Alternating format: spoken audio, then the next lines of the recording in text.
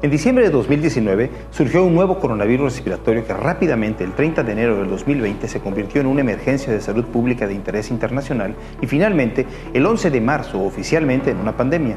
Este nuevo coronavirus, síndrome respiratorio agudo severo coronavirus 2, SARS-CoV-2 por sus siglas en inglés, se propaga fácilmente de persona a persona principalmente, pero no de forma exclusiva, a través de pequeñas gotas que provienen del tracto respiratorio superior. Dado que el SARS-CoV-2 puede transmitirse por personas asintomáticas, presintomáticas y con manifestaciones muy leves de enfermedad por coronavirus 2019 o COVID-19 por sus siglas en inglés, ha estado transitando ampliamente de persona a persona bajo el radar de los sistemas actuales de vigilancia de la salud de prácticamente todo el mundo. El conocimiento profundo del curso natural de la enfermedad, así como las características del virus, son requisitos indispensables para el tratamiento y manejo general del COVID-19 y ciertamente para saber qué prueba ordenar y cuándo. Las pruebas de laboratorio son primordiales en la detección oportuna del SARS-CoV-2 y tienen además un valor pronóstico y de seguimiento. Es importante reconocer que distintas pruebas proporcionan información diferente. Toda esta información es valiosa si se usa correctamente. Existen de forma general tres tipos de estudios potenciales para el SARS-CoV-2. Aquellos que buscan el material genético del virus, que en este caso es RNA, aquellos que buscan antígenos, que son proteínas que estimulan una respuesta inmune en el paciente, y aquellos que buscan anticuerpos, es decir, moléculas proteicas que produce el organismo infectado como parte de su sistema de defensa específico. La búsqueda del RNA viral se realiza a través de estudios de diagnóstico molecular que emplea técnicas desarrolladas por la biología molecular para la detección de la presencia, cuantificación y análisis de secuencias nucleotídicas de seres vivos y virus. Para el SARS-CoV-2, el estudio de diagnóstico molecular utilizado se denomina reacción en cadena de la polimerasa en tiempo real, RT-PCR por sus siglas en inglés. En este estudio se detecta la presencia del RNA viral típicamente de la nasofaringe y la orofaringe, aunque es posible trabajar con muestras de secreciones de las vías aéreas respiratorias bajas, por ejemplo esputo, o, en casos de pacientes graves intubados, lavados o aspirados broncoalveolares. Para trabajar estas muestras, el laboratorio requiere primero de inactivarlas en una campana de bioseguridad de flujo laminar que protege tanto al operador como la integridad de la muestra. En este paso, las membranas, cápsides y en general las estructuras que le dan identidad al agente patógeno son destruidas y esto las vuelve inocuas, de ahí el nombre inactivación. En este momento se liberan los ácidos nucleicos, pero también un sinnúmero de otros componentes de la muestra. Por esto es necesario ahora recurrir al siguiente paso, la extracción de los ácidos nucleicos. Aquí se separan los ácidos nucleicos del resto de los componentes de la muestra. Para hacer esto, es necesario dar un tratamiento químico y físico especial a la muestra para terminar con una solución de composición química amigable al RNA del virus que ahora contiene, pero libre de cualquier otro componente. La reacción propiamente deberá montarse en un siguiente paso, en el que estas muestras son colocadas en tubos de reacción junto con el resto de los reactivos que se adicionan uno a uno de forma escrupulosa en una campana de PCR bajo condiciones que minimicen las probabilidades de contaminación. Las muestras y los controles positivos se manejan en campanas de PCR diferentes, precisamente para evitar la contaminación del control hacia la muestra. Finalmente, una vez montada la reacción, esta es colocada en un termociclador. El termociclador es en realidad el instrumento donde la reacción se llevará a cabo, procurando las temperaturas y los tiempos de las etapas de reacción que específicamente requiera esta reacción en particular. El termociclador básicamente es un incubador contemporizador que repite un programa cíclico con distintas temperaturas. Este programa se repite por varias decenas de ciclos, en este caso 40 ciclos. El equipo es más sofisticado de lo que he dicho hasta ahora, pues también se encuentra leyendo en todos los ciclos el progreso de la reacción.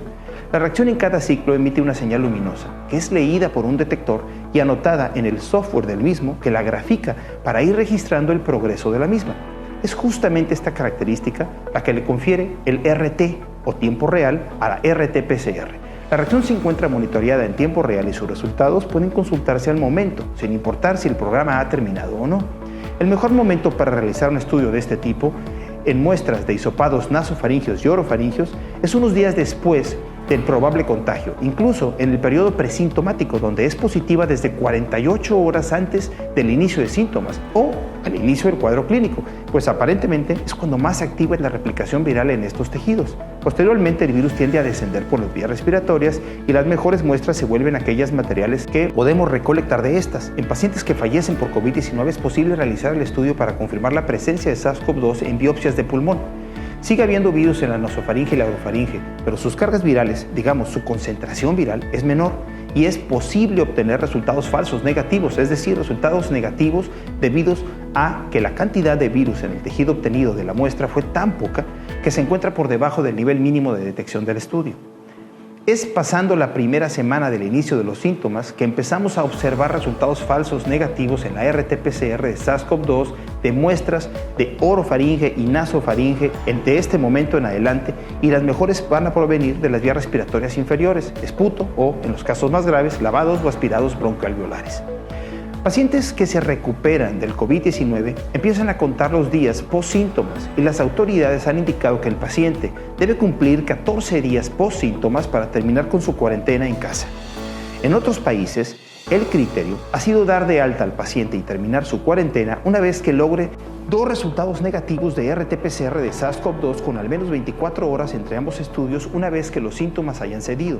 Es importante aclarar que se encuentran reportado que pacientes pueden presentar resultados positivos para la RT-PCR de SARS-CoV-2 hasta 13 días después de los síntomas y en algunos casos más que eso.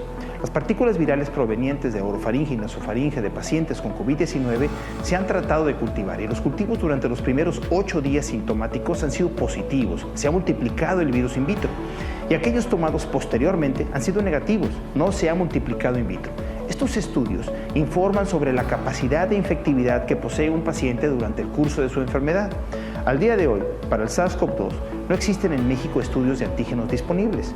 Los hay ya en otras partes del mundo y son un poco menos sensibles y específicos que el estudio de RT-PCR. Esto quiere decir que estos estudios requieren de más virus para poder obtener un resultado positivo y que otros antígenos muy similares, cuando los hay, pueden dar una señal medible que erróneamente se interpretará como propia de SARS-CoV-2. Finalmente, y como última herramienta de laboratorio, nos quedan tan solo los estudios de detección de anticuerpos contra el SARS-CoV-2. Estos estudios tienen la importante limitante que no sirven para realizar diagnósticos oportunos, ya que los anticuerpos son una parte de la respuesta inmune del organismo contra el virus que lo infecta y su producción toma algunos días. De hecho, se recomienda que los anticuerpos contra el SARS-CoV-2 no se utilicen de forma diagnóstica. Para eso está la RT-PCR de SARS-CoV-2. Así, podemos esperar encontrar a las inmunoglobulinas IgM, respuesta humoral más inmediata y de corta duración, más o menos alrededor de una semana después del inicio de los síntomas, mientras que la IgG, que son la memoria inmunológica humoral a largo plazo, aparece alrededor de las 2 semanas, tras el inicio de síntomas. Los anticuerpos también sufren de menor especificidad debido a que otras moléculas muy similares a su objetivo natural podrían generar una señal medible. Estas moléculas podrían ser antígenos de otros coronavirus que no son SARS-CoV-2 y que definitivamente provocan cuadros mucho menos complicados. Adicionalmente, es muy importante asegurar que los estudios comerciales de anticuerpos se encuentren a la altura de los estándares de calidad más estrictos, porque los resultados derivados de ellos serán de mucha trascendencia. Hasta ahora, pocas alternativas han sido debidamente evaluadas. En el laboratorio existen 2 formas prácticas de estudiar la respuesta inmunohumoral al SARS-CoV-2, a través de estudios de pruebas líquidas por ELISA o metodologías automatizadas y a través de pruebas rápidas. La metodología líquida de ELISA o automatizada posee desempeños superiores a las pruebas rápidas, pero debo decir que aún algunas de estas alternativas en la actualidad no han logrado un desempeño óptimo. Las pruebas rápidas dejan aún más que desear. Explicaré brevemente por qué. Los estudios serológicos detectan la presencia de anticuerpos en la sangre, en este caso, en respuesta a una infección por SARS-CoV-2. Así, el hallazgo de anticuerpos anti-SARS-CoV-2 debería detectar una respuesta inmune específica a este virus. 2 propiedades de todo estudio de laboratorio debemos tener presentes: la sensibilidad y la especificidad. La sensibilidad del estudio nos indica la proporción de sujetos enfermos inmunes que poseen un resultado positivo. Si el 90% de los sujetos con inmunidad ante el virus arrojan un resultado positivo, la sensibilidad del estudio es del 90%. Ahora, la especificidad del estudio nos indica la proporción de sujetos sanos susceptibles que poseen un resultado negativo. Bajo el mismo razonamiento, si el 90% de los sujetos sanos arrojan un resultado negativo, la especificidad del estudio es del 90%. Por lo anterior, la probabilidad de que el médico tome la decisión correcta siempre que una persona posea la enfermedad es la sensibilidad del estudio, mientras que la probabilidad de que el médico tome una decisión correcta cuando una persona no posea la enfermedad es la especificidad del estudio. Así, un falso positivo se traduciría en un individuo que se asume tiene inmunidad contra el SARS-CoV-2 siendo verdaderamente susceptible. El riesgo es exponer por la falsa seguridad de un reporte erróneo. Un falso negativo se asume no posee inmunidad cuando la tiene, y aunque clínicamente normalmente este es el escenario más benigno, podría implicar que el individuo se quede en casa o se mantenga en algún área de bajo riesgo sin necesidad. La sensibilidad y la especificidad de las pruebas rápidas para SARS-CoV-2 que han estado disponibles a la fecha varían grandemente. Que la sensibilidad y la especificidad se expresen en porcentaje es un tanto desafortunado, pues da la impresión de que una prueba 99% específica y otra 98% específica prácticamente poseen la misma especificidad, pero la del 99% presenta la mitad de los errores que la del 98%. Un pulso porcentual puede ser muy relevante. Por lo anterior, les pido contemplen siempre que una sensibilidad o especificidad del 99% hablamos de un error por cada 100 determinaciones. Una del 98% encontraríamos un error por cada 50 determinaciones. Una del 97% nos toparíamos con aproximadamente un error por cada 33 determinaciones. Una del 96% hallaríamos un error por cada 25 determinaciones y una del 95% obtendríamos un error por cada 20 determinaciones. De este modo, es más obvio lo malo que es el desempeño, por ejemplo, de un dato del 95%, que parece muy bueno cuando se expresa en porcentaje, pues da la impresión de ser muy alto, pero en la práctica nos presenta un desempeño inaceptable. Finalmente, existen otros dos conceptos relevantes que es necesario discutir: el valor predictivo de un resultado positivo y el valor predictivo de un resultado negativo. Una vez que un individuo ha recibido un resultado positivo, ¿qué probabilidad existe de que verdaderamente posea los anticuerpos presumiblemente encontrados? De igual forma, una vez que un individuo ha recibido un resultado negativo, ¿qué probabilidad existe de que verdaderamente no posea los anticuerpos presumiblemente ausentes? Un dato importantísimo para realizar estos cálculos lo establece la prevalencia de la enfermedad o, en este caso, la prevalencia de la inmunidad al SARS-CoV-2, la cual es desconocida. Debido a la incógnita que plantea este cálculo, la prevalencia de la inmunidad al SARS-CoV-2 en nuestra comunidad podría asumirse que es del 5%. La importancia de la prevalencia es clara si vemos cómo se comporta para un estudio de VIH una sensibilidad del 98% en dos poblaciones. En Sudáfrica, que posee una prevalencia del 18.90%, y en México, donde posee una prevalencia del 0.3%. Es por estas prevalencias que sabemos que la probabilidad de que el próximo estudio para detectar VIH que se realice en Sudáfrica sea positivo es 63 veces mayor que en México. De este modo, es claro que a medida de que la prevalencia aumenta, también lo hace el valor predictivo positivo y disminuye el valor predictivo negativo del estudio en cuestión. Es decir, a mayor prevalencia es más fácil obtener verdaderos positivos y más difícil verdaderos negativos. Lo contrario ocurre con prevalencias que disminuyen. Para SARS-CoV-2 requerimos utilizar el teorema de Bayes para conocer el valor que predice la positividad de la prueba considerando su prevalencia. Así, el valor positivo se calcula colocando en el numerador al producto de la sensibilidad por la prevalencia y en el denominador la multiplicación del producto de la sensibilidad por la prevalencia más el producto de la multiplicación de 1 menos la especificidad por 1 menos la prevalencia.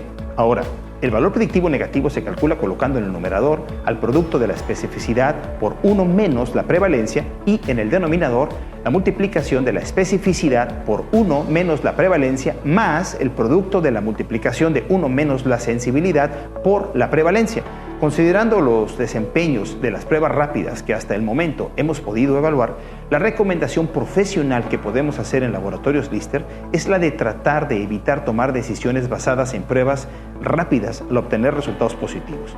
A pesar de una profunda inquietud que la comunidad ha manifestado ante la necesidad de contar con estudios para la detección serológica de inmunidad frente al SARS-CoV-2, en Laboratorios Lister hemos decidido no realizar ninguna prueba rápida para detectar IgM e IgG contra SARS-CoV-2.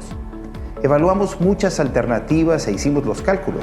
Las siguientes tablas provienen del fabricante que a nuestro juicio era la mejor alternativa. Para una prevalencia estimada del 5%, el valor predictivo positivo para la IgG es del 96.34%. Para una prevalencia estimada del 5%, el valor predictivo negativo para la IgG es del 99.99%. Por lo anterior, Con esta prueba rápida, un resultado positivo para IgG fallará aproximadamente una vez cada 25 determinaciones, mientras que un estudio negativo para IgG fallará una vez cada 10.000 determinaciones. Para una prevalencia estimada del 5%, el valor predictivo positivo para la IgM es del 52.80%. Para una prevalencia estimada del 5%, el valor predictivo negativo para la IgM es del 99.18%. Por lo anterior, con esta prueba rápida, un resultado positivo para IgM fallará aproximadamente una vez cada 2 determinaciones, mientras que un resultado negativo para la IgM fallará en promedio una vez cada 100 determinaciones. Es imprescindible tomar en cuenta que los desempeños anteriormente calculados tienen validez en individuos para los cuales ya han transcurrido alrededor de 3 semanas tras el inicio de los síntomas. Pacientes con menos tiempo pudieran resultar con resultados falsamente negativos simplemente porque la respuesta inmune humoral específica aún no se monta adecuadamente. Utilizar este estudio en pacientes con un cuadro aún en desarrollo puede provocar que el desempeño del estudio sea inferior debido a la alta variabilidad interindividual en los tiempos del establecimiento de la expresión de la respuesta inmune ante SARS-CoV-2. Para que se logren los mejores resultados en la medición de anticuerpos, es necesario dejar pasar los tiempos apropiados. Reiterando, en Laboratorios Lister nos promulgamos en contra del uso de las pruebas rápidas para la detección de anticuerpos contra el SARS-CoV-2 por poseer desempeños, a nuestro juicio, inaceptables. Tras hacer los trámites conducentes, contamos ya con un estudio automatizado muy confiable que detecta anticuerpos IgG contra SARS-CoV-2 y en algunas semanas con los anticuerpos IgM en esta misma plataforma. El valor predictivo positivo de la IgG de este estudio es del 98.14%. Es decir, cometerá un error aproximadamente cada 50 determinaciones con resultados positivos, la mitad de errores con respecto a la mejor prueba rápida que pudimos evaluar. Y el valor predictivo negativo de este mismo estudio es del 100%, es decir, no cometerá errores cuando se obtenga un resultado negativo, al menos de acuerdo con los resultados obtenidos en su estudio de validación.